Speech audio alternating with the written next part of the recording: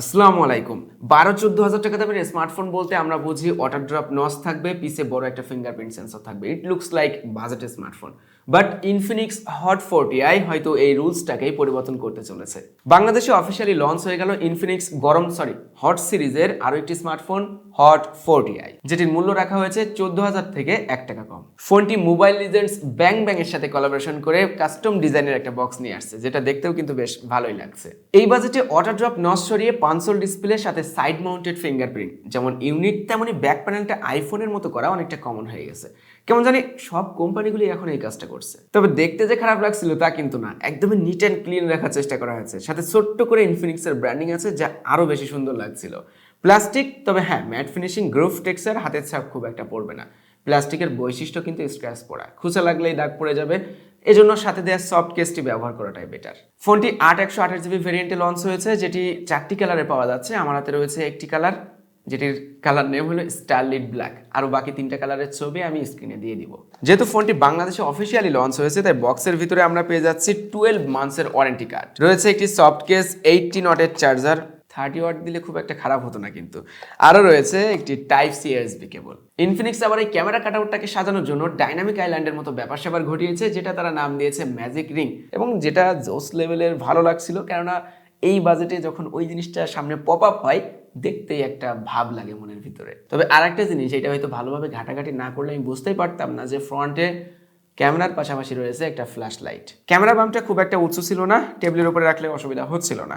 যেখানে 3টা camera cutout, তবে ক্যামেরা থাকছে 2টা, মেইন 50 মেগাপিক্সেল এবং আরো একটা ডেপথ ক্যামেরা। সাথে একটা ক্যামেরা হোলের ভিতরে রয়েছে 4টা ফ্ল্যাশ লাইট। ফ্রেমটা প্লাস্টিকের, রাইট সাইডে ভলিউম আপ ডাউন বাটন, পজিশনটা একটু উপরের দিকে, তার নিচে side mounted fingerprint with power button ঠিকঠাক পজিশনে আছে। ফিঙ্গারপ্রিন্ট প্রতিবার ভালোই কাজ করছিল এবং আমার কাছে অনেকটা রেসপন্সিভ, সাথে ফাস্ট মনে হয়েছে।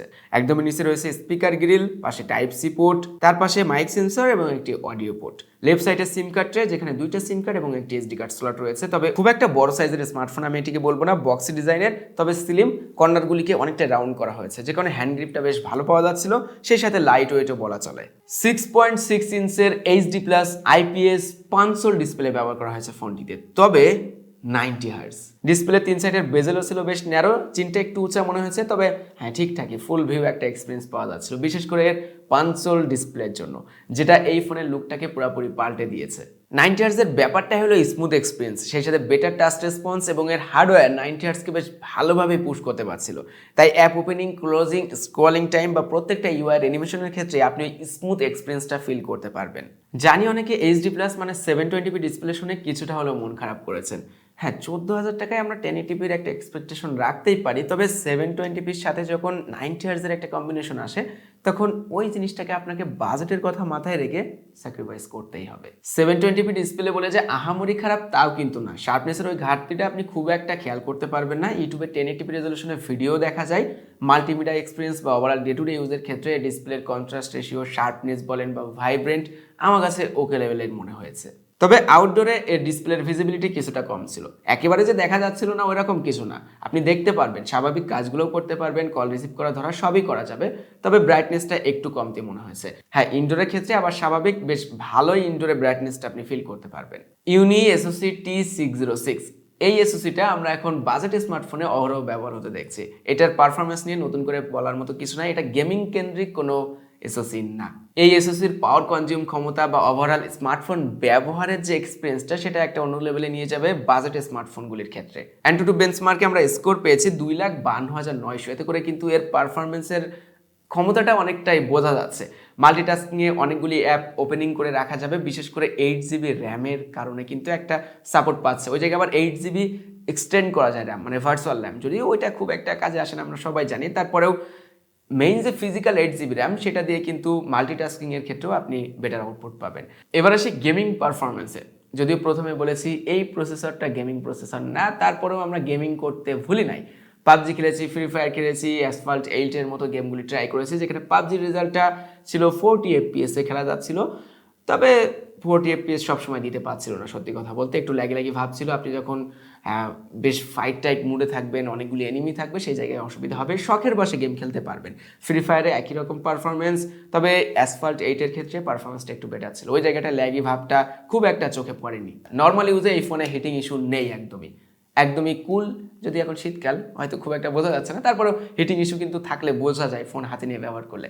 তবে ইনফিনিক্স এক্স বুস্ট নামের একটা ফিচার এই ফোনে রেখেছে, যেটা গেমিংয়ের জন্য শুধুমাত্র। যখন গেমিং করবেন তখন হার্ডওয়্যারকে সফটওয়্যারকে গেমিংয়ের দিকে পুশ করবে বেশি অংশ, ব্যাকগ্রাউন্ডের অ্যাপগুলিকে ক্লোজ করে গেম খেলাকে আরও বেশি সহজ করে তোলার জন্য, স্মুথ করে তোলার জন্য। ফোনটিতে মেইন 50 মেগাপিক্সেল সেন্সর এবং একটি ডেপথ ক্যামেরা সেন্সর রয়েছে, এবং ফ্রন্টে রয়েছে 32 মেগাপিক্সেল সেলফি ক্যামেরা। ফোনটি দিয়ে বেশ কয়েকটা ছবি তুলেছি, ভিডিও করারও সুযোগ হয়েছে, যার ভিতরে ব্যাক ক্যামেরার পারফরমেন্স আমার কাছে এভারেজ মনে হয়েছে। ইমেজগুলির ভিতরে শার্পনেসের কিছুটা ঘাটতি ছিল, এক্সপোজার কন্ট্রোল এবং কালার ব্যালেন্সের ক্ষেত্রে ওলটপালট মনে হচ্ছিল। কেননা কিছু কিছু জায়গায় ইমেজগুলি মনে হচ্ছিল বেশি ওয়াশড আউট হয়ে যাচ্ছিল, আবার কিছু কিছু জায়গায় ইমেজগুলির কালারগুলিকে বেশি পুশ করে ভাইব্রেন্ট করে ফেলছিল, যেটা দেখতে খুব একটা ভালো লাগছিল না। ভিডিওর ক্ষেত্রে 1080p 30fps শুট করা যাবে, যেখানে ইআইএস বা ওআইএস কোনোটাই থাকছে না, যে কারণে স্টেবল ভিডিও শুটের ক্ষেত্রে একটু প্যারা খাইতে হতে পারে। আপনি হয়তো গিম্বল ব্যবহার করলে এটাকে কাটিয়ে তুলতে পারবেন, তারপরেও ভিডিওর কোয়ালিটিও খুব একটা শার্প আবার এখানেও ছিল না। হোয়াইট ব্যালেন্স বা এক্সপোজার ব্যালেন্সের ক্ষেত্রেও একটু ওলটপালট ছিল। তবে হ্যাঁ, আপনি যদি better light condition, better frame বুঝে ইমেজ তুলতে পারেন, তাহলে সেগুলি হয়তো কোনো রকমভাবে ব্যবহার করা যেতে পারে, যদিও এটা ক্যামেরা কেন্দ্রিক কোনো স্মার্টফোন না। তবে মজার বিষয় হলো, এর ব্যাক ক্যামেরা থেকে ফ্রন্ট ক্যামেরার পারফরমেন্সটা আমি অনেক বেশি বেটার পেয়েছি। ফ্রন্টের ভিডিও বলেন, ফ্রন্টের ইমেজগুলি বলেন, সবগুলি অনেক অনেক অংশ বেটার ব্যাক ক্যামেরার থেকে। ফ্রন্ট ক্যামেরার সেলফিগুলিও ছিল বেশ শার্প, একটু লাইট ভালো পেলে বেটার শার্প ইমেজ দিতে পারছিল, কালার কোয়ালিটিও বেশ ভালো ছিল, খুব একটা ওয়াশড আউট হয়ে যাচ্ছিল না। তবে লো লাইটে পারফরমেন্সটা কিছুটা ড্রপ করছিল ইমেজের ক্ষেত্রে। সেই জায়গায় আপনি ফ্রন্টের ফ্ল্যাশ লাইটটা ব্যবহার করতে পারেন। আমি বিফোর ফ্ল্যাশ লাইট এবং আফটার ফ্ল্যাশ লাইট দুই ধরনের ইমেজ দেখিয়ে দিব, আপনারা দেখে বুঝে নিতে পারবেন যে এই ফ্ল্যাশ লাইটটা কতটা কাজে এর ফ্রন্ট ক্যামেরার পারফরমেন্সটাকে বেটার করার জন্য। ইনফিনিক্সের নিজস্ব এক্সওএস, যার ভিতরে অনেক বেশি কাস্টমাইজ ফিচার রয়েছে, সেই সাথে এই ফোনটিতে রয়েছে অ্যান্ড্রয়েড 13। আমার কাছে সবসময় স্টক অ্যান্ড্রয়েডের ভাবটা একটু বেশি পছন্দ হয়। তারপরে ওএসের ব্যাপারটা প্রত্যেক ব্র্যান্ডের থাকবে, তাদের নিজস্ব একটা ব্যাপার এই জায়গায়। এই ওএসে আপনি অন্যান্য ব্র্যান্ডের মতো অন্তত অ্যাড পাবেন না, এই অ্যাপ ওপেন করলে অ্যাড আসবে, ওই অ্যাপ ওপেন করলে অ্যাড আসবে, সেই ব্যাপারটা নেই। ওএসটা একটু ক্লিন এবং মিনিমালি আমার কাছে মনে হয়েছে সত্যি বলতে। তবে এই ওএসটা অতটা ভারীও আমার কাছে মনে হয়নি, হার্ডওয়্যারকে অত বেশি প্রেশার করছিল না। ওএসের মাল্টিটাস্কিং কন্ট্রোলও ছিল অনেক ভালো। এক কথায় ওভারঅল ফোনটিকে সাজালো গোছালো মনে হবে এই এক্স ওএসের কারণেই। ও ব্যাটারি 5000 এমএএইচ ব্যাটারি রয়েছে না, যদিও 5000 এমএএইচ ব্যাটারিকে 18 ওয়াট দিয়ে চার্জ করতে একটু কষ্ট হয়ে যায়। ভাই আমরা কাস্টমার, আমাদের এক্সপেকটেশন একটু থাকবে, 30 ওয়াট দিলে খুব একটা অসুবিধা মনে হয় হতো না। তারপরেও 18 ওয়াট হইলেও এর 5000 এমএএইচ ব্যাটারির ব্যাকআপটা আপনাকে মুগ্ধ করবে।